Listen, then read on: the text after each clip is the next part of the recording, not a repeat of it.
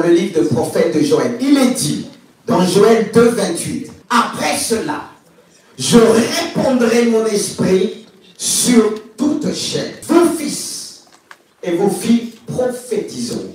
Vos vieillards auront des songes et vous jeunes gens des visions. » C'est une promesse. Et cette promesse, elle est déjà là. Et après tout ce que nous avons vécu, les épreuves, c'est pour un but. C'est pour répondre son esprit avec puissance. Et cet esprit va permettre à nos enfants, même les plus petits, de parler d'une manière prophétiquement, d'une sensibilité qui va toucher les cœurs, qui va changer les cœurs, qui va transformer les cœurs. C'est pourquoi je prie pour nos jeunes, je prie pour nos enfants qui se lèvent pour prophétiser au nom de notre Seigneur Jésus-Christ de Nazareth. Est-ce qu'on peut avoir aujourd'hui ces jeunes dans nos églises qui se lèvent pour prophétiser avec des paroles de connaissance, des paroles de sagesse, c'est-à-dire des paroles de révélation, avec un discernement des esprits, de savoir ce qui vient de Dieu et ce qui ne vient pas de Dieu.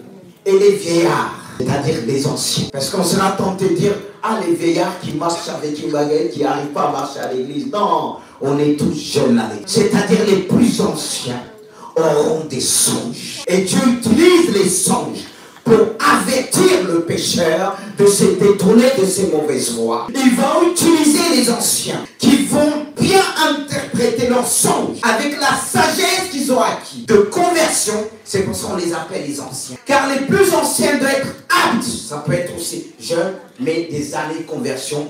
Ils ont cette capacité d'expliquer les songes, d'orienter les pécheurs qui puissent rencontrer Dieu. Ou bien, ceux de dehors viendront vers eux, ils seront capables de leur expliquer les songes. Dieu donne cette capacité et il donnera les jeunes gens des visions.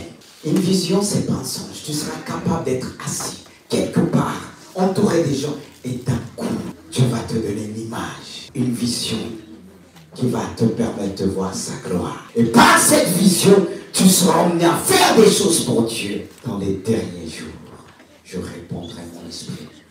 Est-ce que son peuple est attentif à cela? Amen. Alléluia.